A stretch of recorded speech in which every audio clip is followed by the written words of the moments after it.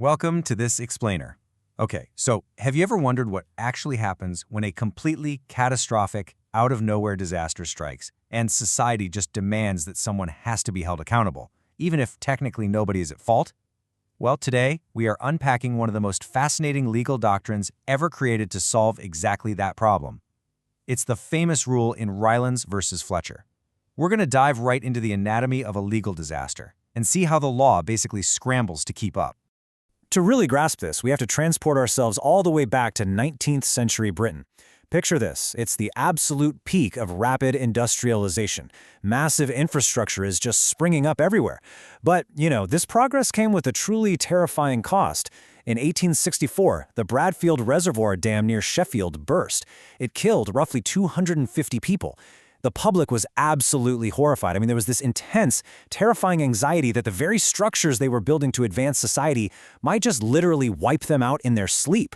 And it was this widespread, undeniable fear that planted the seed for a total legal revolution. Professor A.W.B. Simpson actually hits the nail on the head when he talks about that 19th century terror. He points out that large dams back then possessed the exact same menacing character that nuclear power stations have for a lot of people today. Right?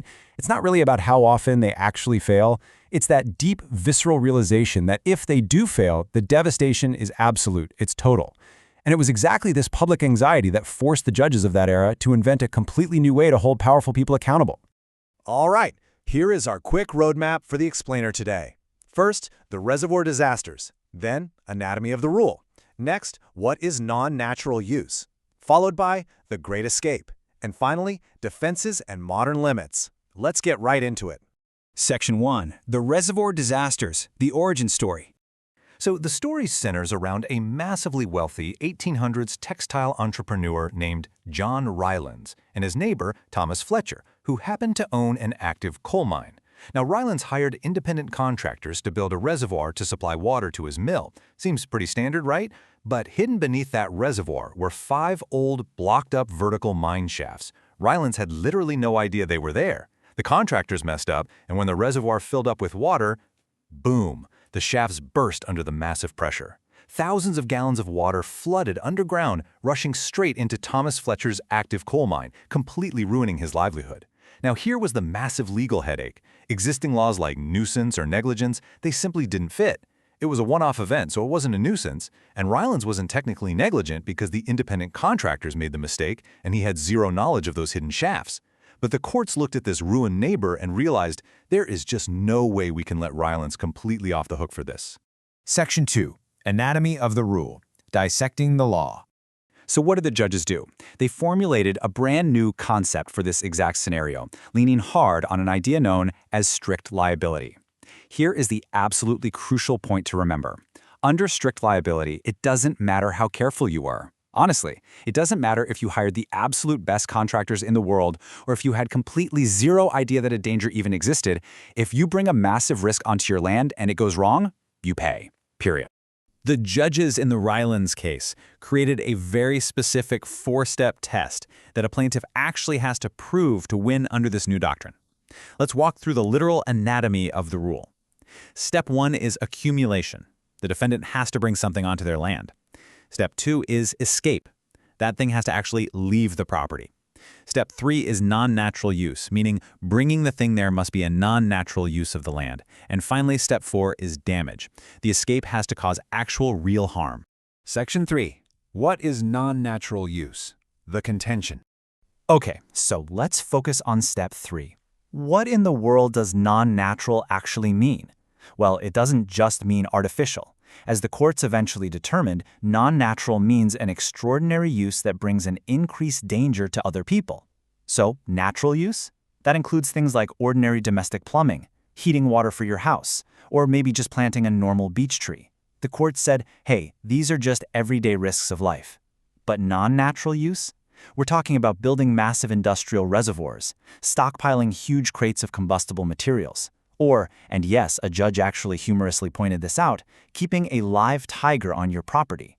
These are extraordinary uses that drastically increase the danger to your neighbors. But here's where it gets highly subjective. I want you to consider this quick legal riddle. Does keeping a motor car in a garage constitute a non-natural use of land? Now, today, you'd immediately think, no way, literally everyone has a car.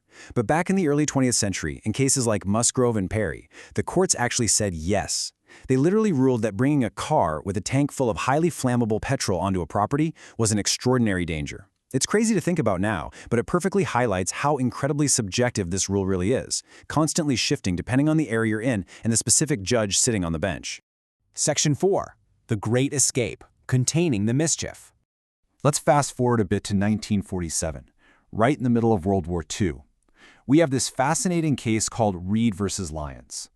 A woman was working as a Ministry of Supply inspector at a munitions factory. And tragically, while she was carrying out her duties, an artillery shell exploded inside the facility, severely injuring her. She sued under the Rylands doctrine. Her argument was basically, look, the factory was engaged in a highly dangerous, non-natural use of land by stockpiling high explosives. But the House of Lords actually rejected her claim. Why? Because of a super rigid definition of the word escape. Viscount Simon explained that an escape literally means the danger must leave a place the defendant controls and enter a place they do not control. Because the explosion happened inside the factory walls, right where the inspector was standing, the mischief never legally escaped the property lines. So no escape meant the Rylands rule simply did not apply. This case completely cemented the fact that Rylands is strictly about mutual duties between neighboring landowners. It is not a shortcut for personal injuries sustained while you're on the premises. Section 5. Defenses and Modern Limits. Taming the Beast. By the time we hit the late 20th century, the courts were really starting to think that strict liability was just getting way too broad. Take the 1994 Cambridge water case, for example. A leather manufacturer spilled some tanning solvent onto their concrete floor. Unbeknownst to them, it actually seeped straight through the floor, traveled underground for 9 entire months, and completely contaminated a water supply 1.3 miles away. Lord Golf reviewed this and, well, he essentially neutered the original Rylands rule. He added this massive new requirement: to be held strictly liable, the specific damage caused must actually be reasonably foreseeable. And since the leather company couldn't have possibly foreseen their solvent traveling over a mile underground over 9 months, they were not liable under the rule. So, looking at it chronologically, you can really see a constant, steady erosion of the rule over a century and a half. In 1868, it starts out as this really broad, strict liability. By 1947, with Reed v. Lyons, we learned the danger absolutely must physically leave the property. Jumped in 1994 with Cambridge Water, and suddenly the damage has to be foreseeable. In 2004, the Transco case added that the activity must pose an exceptional risk that most regular people would normally insure against. And then, we hit 2012 with the Standard case, which narrows the whole thing down even further. In Standard versus Gore, a tire fitting company had about 3,000 tires stacked up. A fire started, caught the tires, and just turned into an absolute inferno that completely burned down the neighboring industrial unit. Now, you would think this is a perfect textbook Rylands case, right? Nope. The court ruled that under Rylands, the accumulated thing itself has to escape. The defendant accumulated tires, right? Not fire. Because the actual tires themselves didn't magically roll off the property and crush the neighbor's unit, the rule did not apply. The fire escaped, sure, but the accumulated thing did not. I mean, wow, it really highlights how incredibly narrow and technical the modern application has become. Furthermore, if you happen to be a defendant facing this today, there are 4 really powerful legal shields or defenses you can use to totally escape strict liability. They are act of a stranger, act of God, consent, and default of the plaintiff. Basically, if the plaintiff consented to the danger being there, or if their own clumsy actions caused the escape, the defendant is protected. But let's look just a bit closer at those first 2. Defenses like act of a stranger or act of God exist to protect you from utterly bizarre, unforeseeable events. For example, in the Rickards case, some malicious third party literally purposely blocked an upstairs wash basin, turned the taps on full blast, and flooded the downstairs office. The court said, hey, the defendant wasn't liable because a stranger caused the escape. Similarly, in the Super Quinn case, extreme flooding caused by Hurricane Charlie was officially deemed an act of God. Bottom line, if the disaster is caused by a completely unpredictable stranger or some extreme, unforeseeable natural phenomenon, you are entirely off the hook. Which brings us to our final thought for today. The High Court of Australia has actually already completely abolished the Rylands rule. They basically stated it's just too subjective and should really just be absorbed into modern negligence laws. And in the UK and elsewhere, judges just keep shrinking it down more and more. So I'm going to leave you with this to ponder. With general negligence laws expanding to cover more and more duties of care every day, is this 150-year-old Rylands strict liability rule still a vital protection against modern mega disasters, or is it just a messy historical accident just waiting to be permanently retired? Definitely something to think about the next time you drive past a massive dam or an industrial plant. Thank you so much for joining me for this explainer, and remember to always keep questioning the structures around you